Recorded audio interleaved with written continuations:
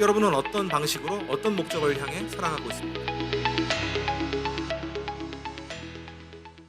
분명한 목적을 이루기 위해서는요, 분명한 방식을 요구합니다. 자, 그렇다면 우리가 신앙생활을 계속 유지하고 신앙생활을 계속 영위해 나가려면 두 가지가 필요한데, 첫 번째, 역으로 얘기하면 그 신앙 방식, 신앙생활에 대한 분명한 목적이 뭐냐, 그 목적이 나오면 우리는 신앙생활을 위해서 분명한 방식을 취하게 돼 있거든요. 목적은 분명한데 방식이 분명하지 않다, 이거는 사실상 목적이 분명하지 않은 겁니다.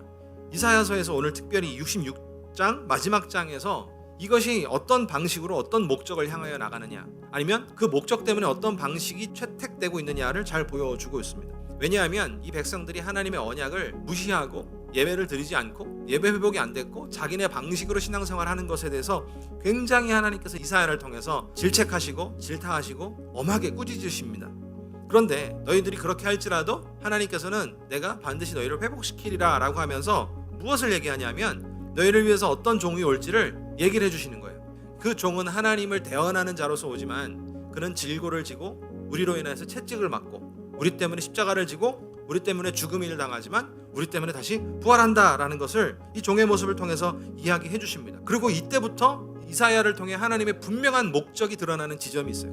오늘 본문 말씀 본 것처럼 그 종을 통하여서 모든 열방이 예배하게 될 것이다. 여러분, 오늘 바로 하나님이 말씀하신 최종 목적이 바로 이겁니다. 그래서 21절에 이들을 통하여 문나라를 통하여 제사장과 레위인을 삼을 때, 22절에 내가 지을 새 하늘과 새 땅이 내 앞에 항상 있는 것 같이 너희 자손과 너희 이름이 항상 있으리라.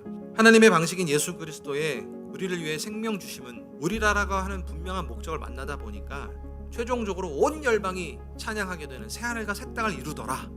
이 모든 땅이 새 하늘과 새 땅이 된다라고 하는 것에 대한 막 뜨거움이 막 일어났으면 좋겠는데, 그냥 나부터 우리 교회부터 좀 잘 되면 좋겠는데 새 하늘과 새 땅, 야 내가 가지기엔 너무 큰 타이틀이다. 가끔은 이 세상을 바라보면서 이 세상이 새 하늘과 새 땅이 된다는데 이 세상을 바라보면 너무 속상할 때가 많아요. 어떻게 이렇게 사람들이 일의 결국을 모르며 살아갈까? 어떻게 저렇게 자신 있게 살아갈까? 마치 죽으면 아무것도 없는 것처럼. 더 나아가서 열심히 믿는 자들, 우리 성도님들과 같이 신앙생활 열심히 하시는 분들을 보면 그분들뿐만이 아니라 그분들에 대한 어떤 가치관까지 철저하게 무시하고 철저하게 땅의 티끌처럼 생각하는 많은 세상의 사람들을 보면서 너무 속상할 때가 있거든요. 그런데요, 온 열방이 하나님 앞에 예배하게 되는 게 그 속상함까지도 위로받는 거더라고요. 그들이 하나님을 알고 하나님 앞에 엎드리게 되면 자신들의 무지함이 얼마나 부끄러워지겠습니까? 그러나 새 하늘과 새 땅을 통하여서 하나님은 그들까지 다 품어주실 때, 이것이 우리가 하나님과 동일하게 되면 그들이 새 하늘과 새 땅에 들어오는 순간 놀다가 온 것이 부러운 것이 아니라 저들도 불러주셨고 하나님이 받아주셨고 제사장과 레위인 삼으셨다는 것이 우리의 무한한 기쁨이 되는 것. 여러분, 이것이 하나님에 대한 분명한 목적을 가진 자가 살아가는 방식이라는 것입니다.